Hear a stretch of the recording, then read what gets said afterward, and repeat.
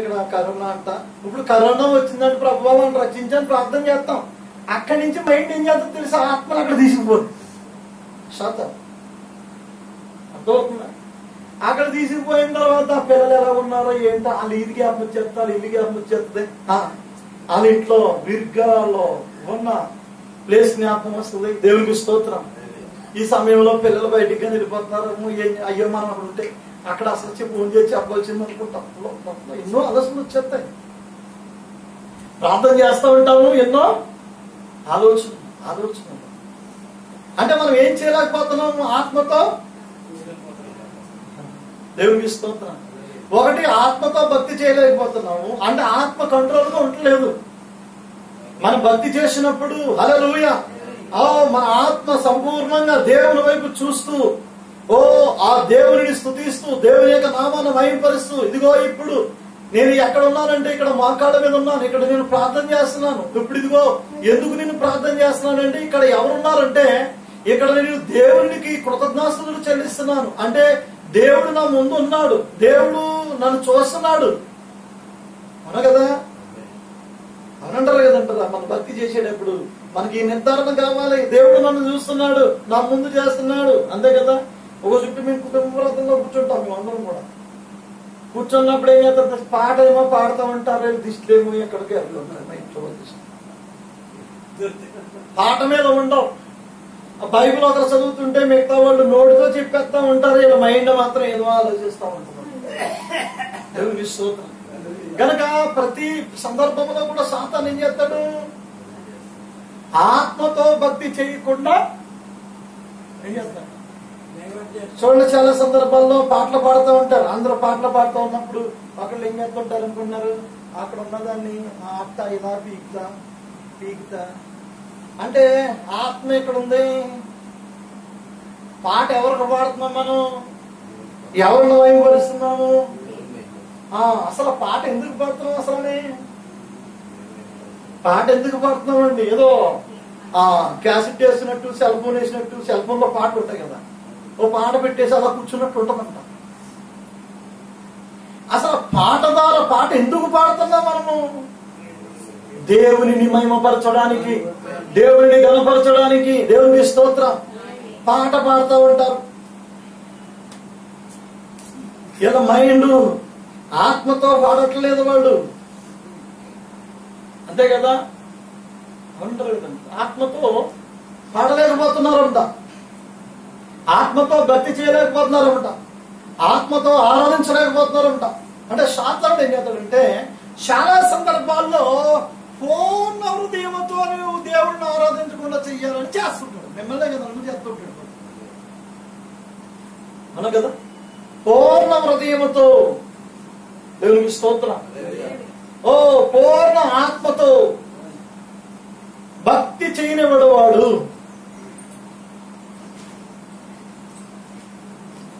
పూర్ణ హృదయంతో పూర్ణ ఆత్మతో భక్తి చేయనివాడు వాడు. దేవునికి స్తోత్రం. హల్లెలూయా. అందుకే నేను ఏం చేస్తుంటానంటే ఎక్కడ ప్రార్థన చేస్తాను అనుకో, బయట ఏదైనా నిలబడుతున్నాను ఇంకా ప్రార్థన చేసిన వేస్ట్ అని చెప్పేసి వచ్చేసి వాళ్ళు కూర్చుంటాను. దానివల్ల ఉపయోగము లేదు. దేవునికి స్తోత్రం. కనుక సంగమా, దేవుని యొక్క ప్రజలారా, దేవుని పిల్లలారా, మనం భక్తి చేసేటప్పుడు, ఆరాధించేటప్పుడు ఆత్మతో ఆరాధించాలి. పూర్ణ మనుషుతో ఆరాధించింది ఒక్క పావు గంట మీరు ఆరాధించిన దేవుని శక్తిని పొందుకుంటారు. హల్లెలూయా. కనుక దేవుడు నువ్వు చేసిన ప్రార్థన నువ్వు 5 గంటలు 6 గంటలు ఉండిపోతావు, కానీ పూర్ణ ఆత్మతో చేసిన ప్రార్థన 10 నిమిషాల్లో ఉంటుంది. ఎంత ఉంటుందో తెలియదు. దేవునికి స్తోత్రం. అది దేవుడు కోరుకుంటున్నాడు. ఆయన ఆరాధించేవారు ఆత్మతోనూ, రెండవది సత్యముతో ఆరాధించాలి. సత్యం. నువ్వు ఆరాధిస్తున్నప్పుడు నీ ఆరాధన సత్యము అయి ఉండాలి. హల్లెలూయా. అంటే యథార్థమైన ఆరాధన, సత్యముతో కూడిన ఆరాధన. ఏదో ఈ సంఘంలో ములిగాను కాబట్టి ప్రతి ఆదివారం ఏదో నాకు వెళ్ళి కూర్చున్నాను, వచ్చాను, అంతే కదా, మునిగాను కాబట్టి ఆదివారం వెళ్ళాను, కూర్చున్నాను, వచ్చాను. కాదు భక్తి. సత్యము. హల్లెలూయా. అంటే సత్యముతో నువ్వు ఆరాధించాలి. అంటే నువ్వు విశ్వాసముతో ఆరాధించాలి, నిజమైన విశ్వాసముతో. హల్లెలూయా. నువ్వు ఆరాధించేటప్పుడు పూర్ణ ఆత్మతో, పూర్ణ సత్యముతో. దేవునికి స్తోత్రం. అంటే భక్తి చేస్తున్నాం కానీ మన భక్తిలో సత్యము లేదు. భక్తిలో ఏమి లేదంటే సత్యము లేదు. మన భక్తిలో సత్యం ఎప్పుడు వస్తుంది? మన జీవితము వాక్యమునకు లోబడినప్పుడే సత్యం.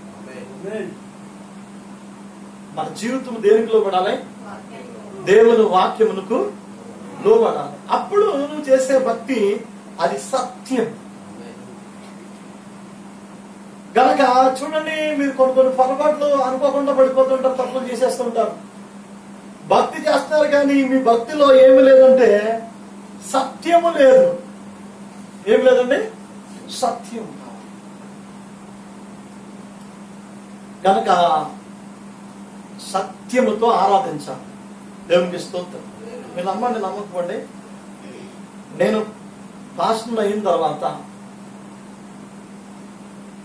కొంతమందికి కొన్ని సందర్భాల్లో అనుకోకుండా కొన్ని విషయాల్లో ఉపయోగపడ్డా. కానీ ఆ ఉపయోగపడిన దానికి ₹10 లంచం తీసుకోలేదు. నేను చెప్పగలను. దేవునికి స్తోత్రం. బొమ్మని చాలా సందర్భాల్లో పాస్టర్ గారు కొంచెం మాకు ఇది తెచ్చిపెడతారా అంటారు. వాళ్ళ కోసం అది తెచ్చిపెట్టాను. తెచ్చిపెట్టినప్పుడు ₹1 లంచం తీసుకోలేదు అందులో. మీరు నమ్మగలరా? ఎందుకంటే ఇక్కడే కాదు, మా పాస్టర్ గారి దగ్గర కూడా నేను ₹1 లంచం ఆశించాను. బైబిల్ ఏం చెప్తుందంటే లంచము పుచ్చుకోవద్దు. ఏం చేయవద్దు? లంచము పుచ్చుకోవద్దు. దేవునికి స్తోత్రం. నిజంగా నేను లంచం పుచ్చుకోవాలనుకుంటే ఈ సేవ చేస్తూ లక్షలు సంపాదించగలను. తెలుసా మీకు? మీరు నమ్మండి, నమ్మకపోండి. నేను ఒక పాస్టర్నే కాదు, ఒక లేఖను కూడా. దేవునికి స్తోత్రం. లేఖర్ అంటే తెలుసు కదా. లేఖర్ ఏం చేస్తాడు చెప్పండి? లేఖర్ స్థలాలు కొలిసి ఏం చేస్తాడు? స్టాంపు తయారు చేస్తాడు. నేను నిజంగా లంచాలు పుచ్చుకొని చెయ్యాలనుకుంటే ఏం కాదు, ఈ చుట్టుపక్కల అన్ని కూడా రిజిస్ట్రేషన్ నేను చేయించగలను. నేను గాని కొలిసి రాసి ఫలానాది మీరు రిజిస్ట్రేషన్ చేసేయండి అంటే రామచంద్రపురం రిజిస్టర్ ఆఫీస్ లో రిజిస్ట్రేషన్ చేస్తాం. వాళ్ళు రారు కొనడానికి.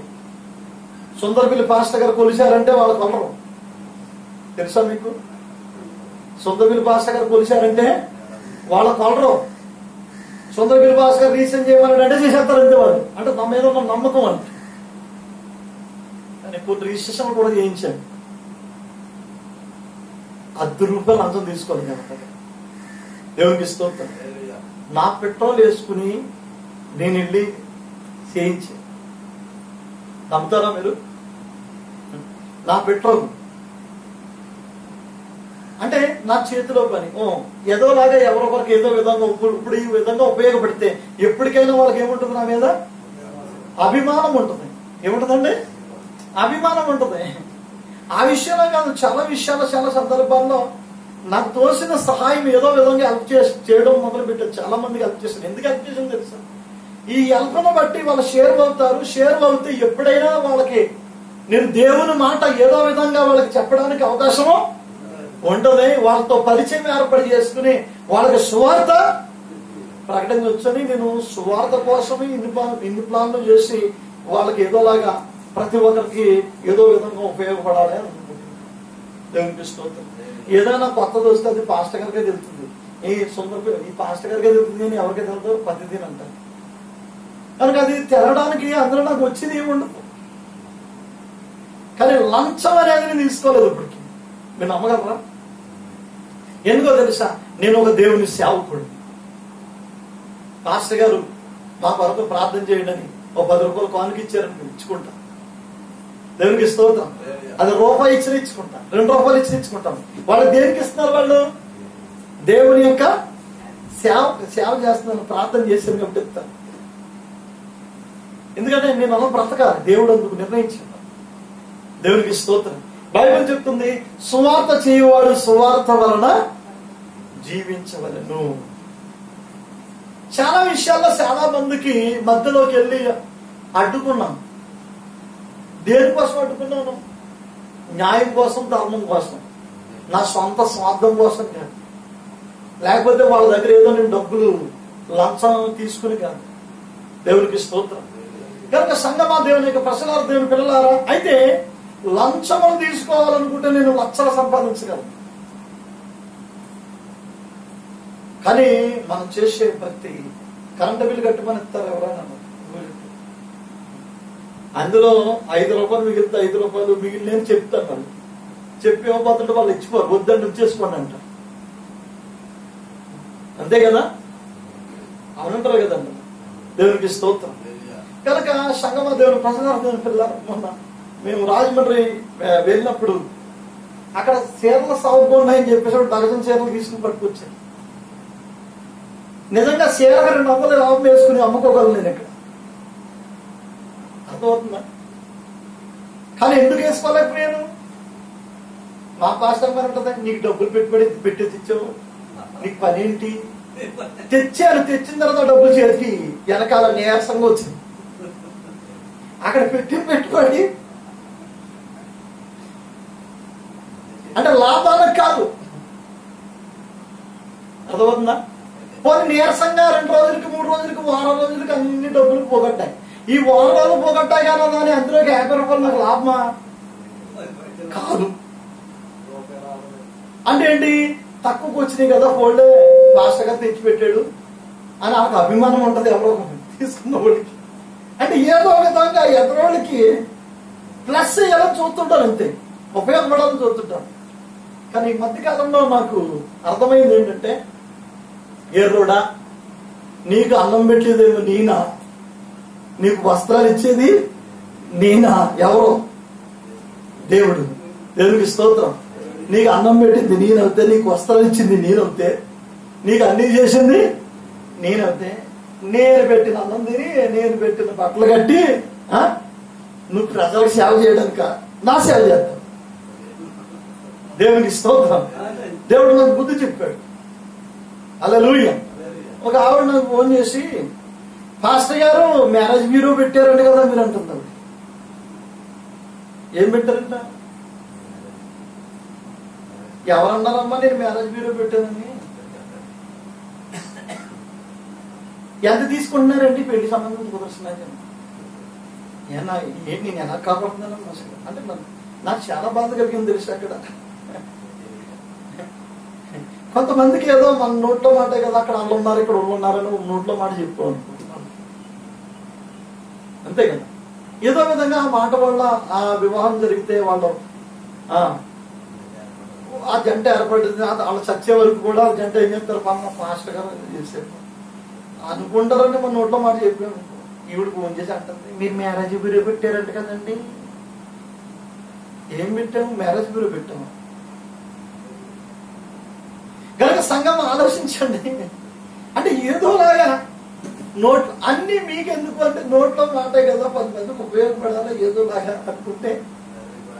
నేను నిజంగా మ్యారేజ్ బ్యూరో పెడితే చేసిన పెళ్లి కల్లా ఒక 10 ఏళ్ళు సంపాదిస్తాను, 20 ఏళ్ళు సంపాదిస్తాను. దేవునికి స్తోత్రం. కానీ ఆ విధంగా నేను ఆ డబ్బులు తీసుకుని బతకాలని దేవుని చిత్తం. నేను ఒక దేవుని సేవకుడిని. దేవునికి స్తోత్రం. నాకు చాలా బాధ కలిగించింది. ఇంకెప్పుడు కూడా ఎవరికి ఎక్కడ ఏ సంబంధం ఉన్నా ఏమున్నా కానీ చెప్పకూడదు ఎవరికి కూడా. ఎవరు కూడా చెప్పడం కూడా పాపమే. వీళ్ళు ఏం చేస్తున్నారు మరి మనుషులు? అవునా కదండి? అవునంటారు కదండి. దేవునికి స్తోత్రం. కనుక సంగమ ప్రజలారా, అంటే యథార్థంగా నిజంగా లంచం తీసుకుంటే ఎక్కడికక్కడ ఒగ్గితే అవునంటారు కదా. హల్లెలూయా. ఎక్కడికక్కడ నేను చేస్తే నేను లక్షలు సంపాదించగలను. నా మైండ్ డబ్బులు సంపాదించాలి అని నేను మైండ్ లో పెట్టుకుంటే కోట్లు లక్షలు సంపాదించగలను. నా మైండ్ అలాంటిది. కానీ నేను దాని కొరకు నియమింపబడలేదు, దేవుని కోసం. హల్లెలూయా. కనుక మనం చేసే భక్తిలో సత్యము ఉండాలి. ఎగస్తా 50 రూపాయలు ఎవరిదన్నా నేను తినాలనుకుంటే నాకు భయం. నేను వడ్డీలు కడతాను, బోర్డు వడ్డీలు కడుతున్నాను నేను చాలా మందికి. ఒక సందర్భంలో ఏం జరిగిందో తెలుసా, నా డబ్బులు ఒక 30,000 నా దగ్గరకు ఉన్నాయి. ఒక 30,000. సో ఆ 30,000 ఒక పాస్టర్ గారు నాకు కనిపించారు. ఆ పాస్టర్ గారు కొంచెం కష్టాల్లో ఉన్నాడు, ఊడుముడు పాస్టర్ గారు. కష్టాల్లో ఉంటే ఇలాగే ఏంటో కానీ ఇలాగే ఏంటో అర్థం కావట్లేదు అని అన్నాడు ఆ పాస్టర్ గారు. అర్థం కావట్లేదు అని అంటే అయితే నా దగ్గర ఉన్న డబ్బులు నేను ఇస్తాను అని 30,000 ఇచ్చాను. ఆయన ఒక 6 నెలలు 5 నెలలు ఉంచుకున్నాడు ఆయన. నేను మళ్ళీ ఏమండి డబ్బులు నాకు అవసరం వచ్చి ఇస్తారని అడిగినప్పుడు ఇస్తానని ఓ నెల తిప్పి ఇచ్చాడు. ఇచ్చి వడ్డీ ఇవ్వబోయాడు ఆయన. కానీ నేను వడ్డీ ఇచ్చుకోలేదు ఆయన. దేవునికి స్తోత్రం. ఎందుకంటే బైబిల్ చెప్తుంది, నీ ద్రవ్యమును వడ్డీకి ఇవ్వకూడదు. దేవునికి స్తోత్రం. నీ ద్రవ్యము వడ్డీకి ఇవ్వవద్దు. అన్యులు ఇస్తారు, క్రైస్తవులు ఇవ్వకూడదు. మన ద్రవ్యం ఎప్పుడు కూడా వడ్డీకి ఇవ్వకూడదు. దేవునికి స్తోత్రం. కానీ నేను వడ్డీలు కట్టాను, నేను తెచ్చిన అప్పులు కాడ వడ్డీలు కట్టాను. దేవునికి స్తోత్రం. కనుక సంగమా, దేవుని యొక్క ప్రజలారా, దేవుని పిల్లలారా, మన ద్రవ్యము వడ్డీకి ఇవ్వకూడదు. నిరపరాధిని చెరుపుటకై లంచము పుచ్చుకొనకూడదు. వాక్యం చెప్తుంది. దేవునికి స్తోత్రం. కనుక మనం భక్తి చేసేటప్పుడు ఒకటి మనం ఆత్మతో చెయ్యాలి, రెండవదిగా సత్యంతో భక్తి చేయాలి. దేవునికి స్తోత్రం. అందుకే ఆయన ఆరాధించేవారు ఆత్మతోనూ సత్యముతోనూ ఆరాధించాలి. ఒకవేళ ఎవరికైనా ఏదైనా అలవాటు ఉండి అలవాటు కానీ మానలేకపోతున్నారు అనుకో, మీరు ఏం చేస్తారో తెలుసా, సంస్కారం తీసుకోకండి. చుట్ట అలవాటు ఉన్న వాళ్ళు మానలేకపోతున్నారు అనుకో, రొట్టు ద్రాక్షారసం తీసుకోకండి. ఎందుకు తీసుకోవద్దని చెప్తున్నారంటే, తీసుకున్నారంటే మీరు ఇంకో విధంగా బాధపడతారు, ఇబ్బందులు కలుగుతాయి మీకు. ఆ చుట్ట అలవాటు పోయే వరకు రొట్టు ద్రాక్షారసం తీసుకోకండి. దేవునికి స్తోత్రం. ఎందుకంటే ప్రియులారా, మరి దీన్ని అలాగా విధముగా మనం ఉన్నప్పుడు మనం చేసే భక్తి ఫలిస్తుంది. హల్లెలూయా. మన భక్తి ఫలించట్లేదంటే ఎక్కడో ఎప్పుడో ఏదో ఒక లోపము లోటు ఉంటుంది. దేవునికి స్తోత్రం. ఇశ్రాయేలులు కష్టపడుతున్నారు, శ్రమ పడుతున్నారు, పంట పండిస్తున్నారు, కానీ పంట మాత్రం వాళ్ళ నోటికి రావట్లేదు. వాళ్ళు చక్కగా తినలేకపోతున్నారు. వాళ్ళు దేవునికి స్తోత్రం.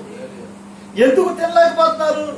ఒక సంవత్సరం అంట మంచిగా కష్టపడ్డారంట, పంట పండించారంట. పంట పండించినప్పటికి ఏం జరిగిందో తెలుసా, ఫిలిస్తీయులు దండెత్తుకుని వచ్చేసేవారు. ఎవరి మీదకి? ఇశ్రాయేలు మీదకి దండెత్తుకుని వచ్చేసి ఆ ఫిలిస్తీయులు ఏం చేసేవారంటే ఇశ్రాయేలు ముట్టడేసి వాళ్ళ ధాన్యము, వాళ్ళ పంటను, ఆ గోధుమ పంటను అంతటిని కూడా వాళ్ళు తీసుకుని పోయేవారు.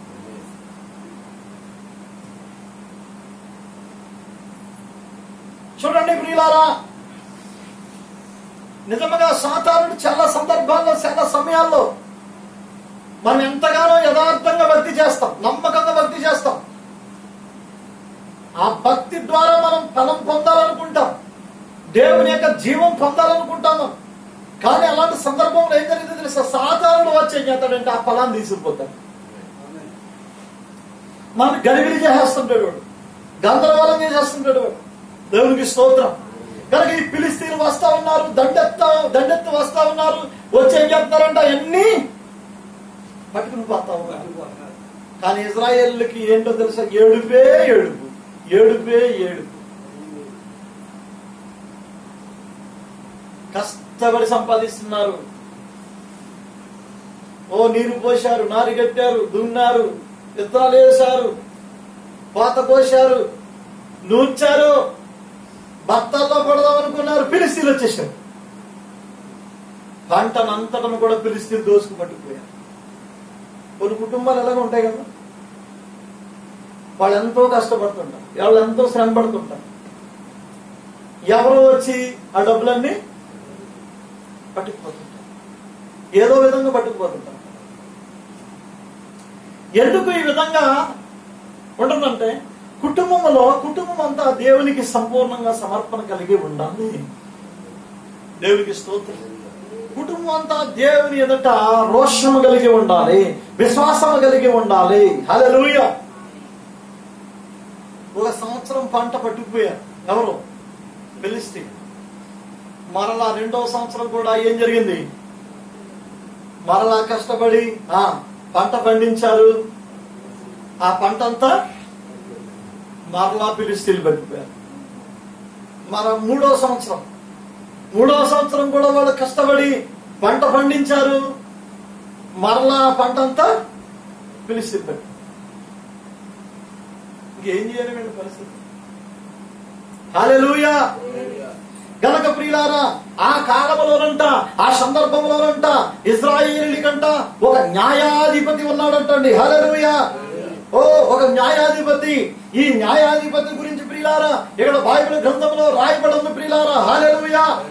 ఈ న్యాయాధిపతి ఎవరంటే ప్రియులారా, సంగర్. దేవునికి స్తోత్రం. సమగారు మన పేరేంటండి, సంగర్. లేదు, సున్నా లేదు అక్కడ, సమగారు అని ఉంది. ఏంటండి, సమగారు. తన పేరేంటి, సమగారు. చూడండి, ఇశ్రాయేలుకి తోడు ఎలా ఉన్నాడంటే న్యాయాధిపతిగా ఉన్నాడు ప్రియులారా. హల్లెలూయా. ఓ నిజమే, నీ జీవితంలో కూడా ఎంతో కష్టపడుతున్నావు, ఎంతో శ్రమ పడుతున్నావు, ఎంతో బాధపడుతున్నావు. కానీ నువ్వు సుఖించలేకపోతున్నావు, ఆనందించలేకపోతున్నావు. కానీ నువ్వు భయపడవద్దు. అక్కడ సంగరు ఎలా ఉన్నాడు ప్రియులారా, సంగరు కంటే గొప్పవాడు. హల్లెలూయా. మన దేవుడు మనకు తోడుగా ఉన్నాడు. సంగరు అంట